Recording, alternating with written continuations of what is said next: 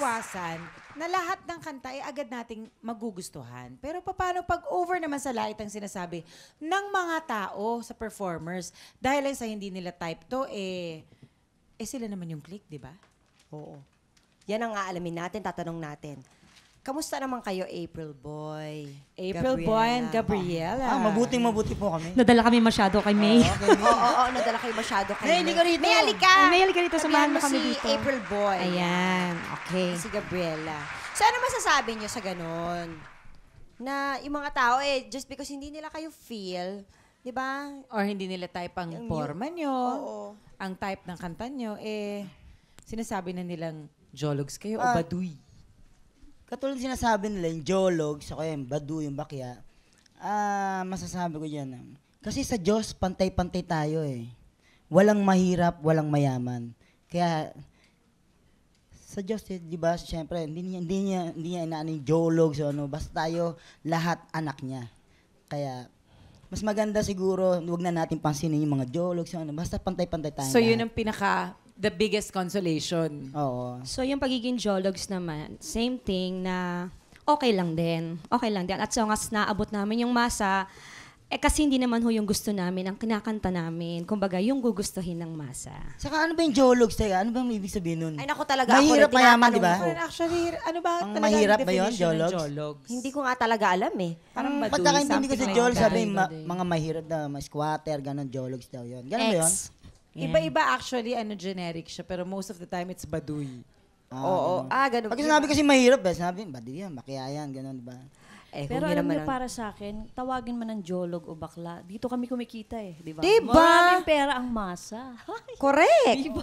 Naka-encounter na ba kayo ng mga nanonood sa inyo na wala lang, gusto lang nilang mang-asar, pinapanood kayo pero inaasar lang nila kayo? Hindi, pag nanood sa'yo, talagang gusto ka nun. Kaya nagpunta sila dun sa, sa pagsasyawan mo, di ba? Oo, correct. Pero sila atang ages, meron silang na-experience na gano'n eh. Hindi, kasi baka may nakakasabay silang ibang banda. Di ba? May bandang nakakasabay sila eh. Na nakaka-back to Oo, back. back to back sila. Yung iba yung, kunyari, Jeprox, iba, di ba? Tapos let's say, Clash jazz yung yung kasabay mga- nila or something. Oo, O ganun. heavy metal or something Diba? like that. Naka-experience pa kayo yung kanya-kanyang idol lang yan eh. Di ba? Correct. So wala pa kayo wala naman pala kayo na-experience na ganyan. Isip ko baka mamaya may nang babato, may nang aasal. Uy, mga ganon. Wala namang ganon. Wala naman. Okay, ngayon, kung kayo mag-identify sa sarili nyo, o paano nyo gusto na i-brand kayo? Ang magkapatid na mataas ang boses na hindi ko kinaya nung nakikinig ako. Ano bang brand kayo? Brand X Generic ba ito? ba? Ano ang identification gusto nyo, kunyari? Halimbawa, rock, ganun. Pop rock. Pop Parang rock. candy nung araw, di ba? Pop rocks. Pop rock. Kayo, Ayan, pareho kami ng linya ng ages eh. Pop So, rock. pop rock din. Pop rock. si April Voy. Ako, X-generation ako eh. Oh, Kaya naka-X ka lagi. Generation X. Si May. Ako okay na ako ng ganito. Kasi masyadong mahirap yung mataas eh. Ang hirap abutin. Oo, mas maganda yung nag-uumpisa ka sa mababa. Oo. Di ba? Mas Kailangan- masarap sa baduy.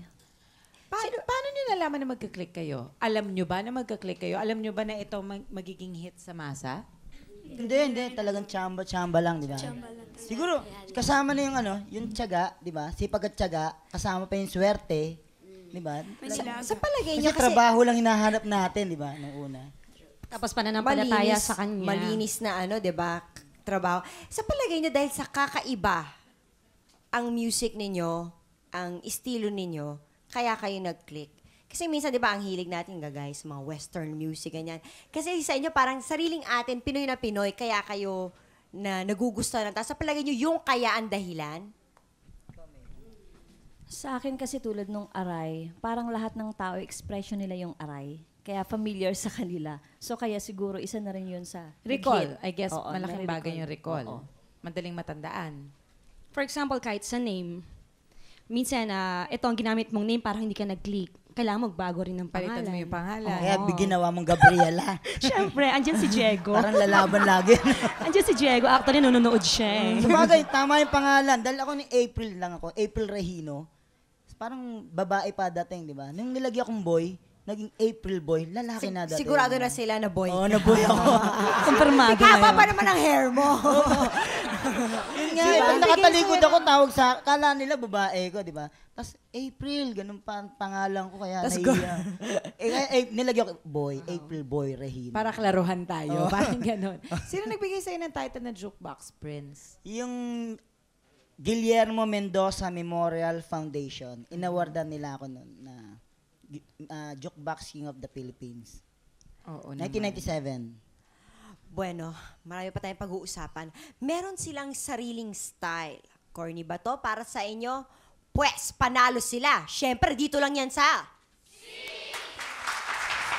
Always